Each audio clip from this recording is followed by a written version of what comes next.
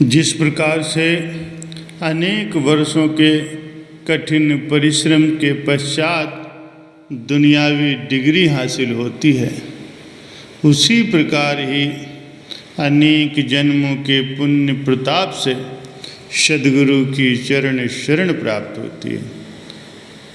इतनी कठिनाई से, इतने परिश्रम से हाथ में आई हुई इस चीज़ की संभाल करने वाला ही समझदार कहलाता है, क्योंकि ये वो अनमोल वस्तु है जो राजाओं महाराजाओं के खजाने से मिल पाना भी संभव नहीं। वो कौन सी वस्तु है, धनी धर्मदास जी ने अपनी वाणी में वर्णन किया है। भक्ति प्रभाव मिटी सकल, धर्मदास की पीर, कोटि जन्म के पुण्य से सतगुरु मिले कबीर। वो फरमाते हैं कि भक्ति के प्रभाव से मेरे हृदय की पीड़ा का अंत हो गया है। ये भक्ति संत सद्गुरु परम संत श्री कबीर साहब जी की चरण शरण मिलने से और उनकी सेवा करने से ही प्राप्त हुई है। भक्ति ही सर्वोत्तम संपदा है। गुरुमुख नित्य प्रति यही विनती करते हैं, भक्ति दान मोह दीजिए गुरुदेवन के देव, और नहीं कछु चाहिए निश दिन तुमरी सेव। सभी लोग मिलकर इस वाक्य को दोहराएं। भक्ति दान मोह दीजिए गुरुदेवन के देव, और नहीं कछु चाहिए निश दिन तुमरी सेव। भक्ति के कई अंग हैं, लेकिन इसमें मुख्य अंग है सेवा। कहते हैं कि गुरु की सेवा गुरु भक्ति है, बिरला जाने कोई। गुरु की सेवा ही गुरु की भक्ति है, और ये कोई बिरला ही जानता है। जिन्होंने गुरु के घर की सेवा करके लाभ उठाया है, उन गुरुमुखों की अनुभवी वाणियाँ इस सत्य की पुष्टि करते हैं। सेवा से मनुष्य का अंतःकरण शुद्ध हो जाता है, और उस निर्मल अंतःकरण से ही ज्ञान का प्रकाश होता है। वक्त के संत सद्गुरु समय समय पर कोई न कोई ऐसी रचना रचा देते हैं जिससे सेवकों को सेवा की अनमोल संपदा प्राप्त होती रहे, और उनका जग में आने का जो प्रयोजन है वो सफल हो सके। इसीलिए सेवक को सदैव सेवा की ही मांग करती रहनी चाहिए।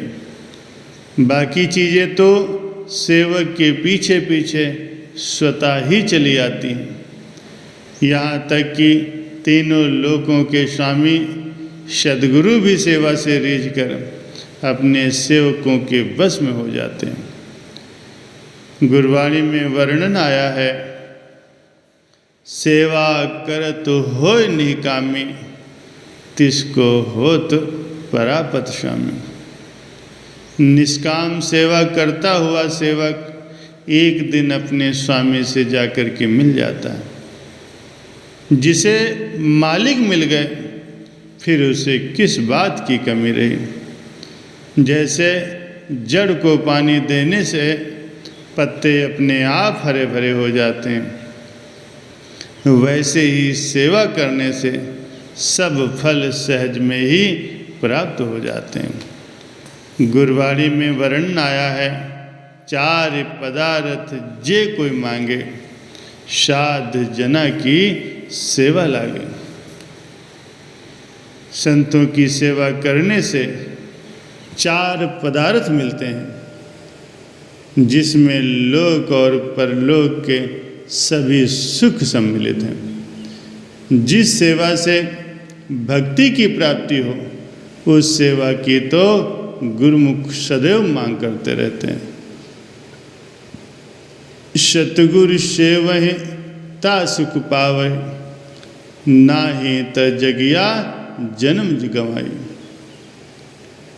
महापुरुषों की सेवा कमाने से ही सच्चे आनंद की प्राप्ति होती है, नहीं तो जन्म अकारथ चला जाता है।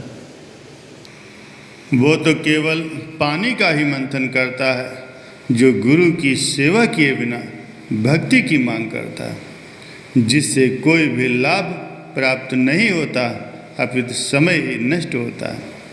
सेवक को सेवा की दात को सद्गुरु की विशेष अनुकंपा व उनका दिव्य प्रसाद समझना चाहिए। श्री गुरु नानक देव जी महाराज जी ने भाई लहड़ा के सिर के ऊपर गीले घास का गट्ठर रखवा दिया, तो गुरु साहब जी की धर्म पत्नी जी ने कहा कि महाराज ये आपने क्या किया?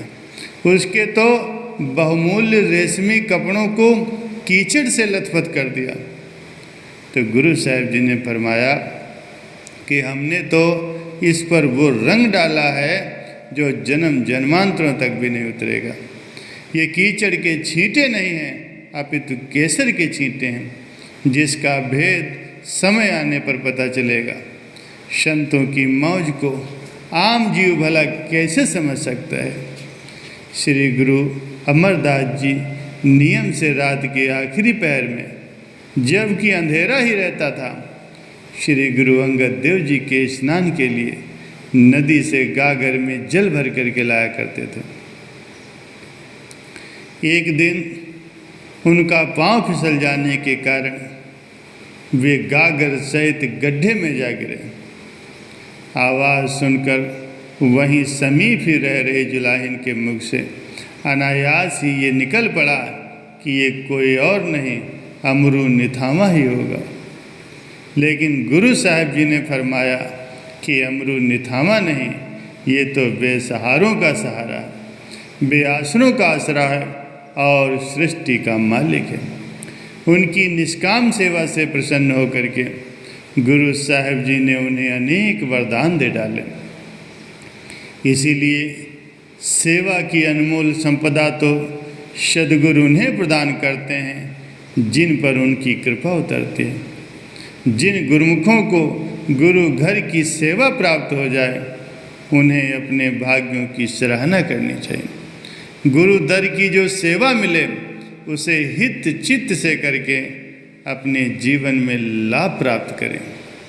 नित्य ही सेवा की मांग करते हुए नवीन उत्साह से, जी जान से उसे करते हुए अपने मालिक की प्रसन्नता प्राप्त करें, अपने जन्म को संवारें और परलोक का तोसा बना लें। इससे जब तक यहाँ रहें सुखपूर्वक जीवन व्यतीत हो और परलोक भी संवर जाए।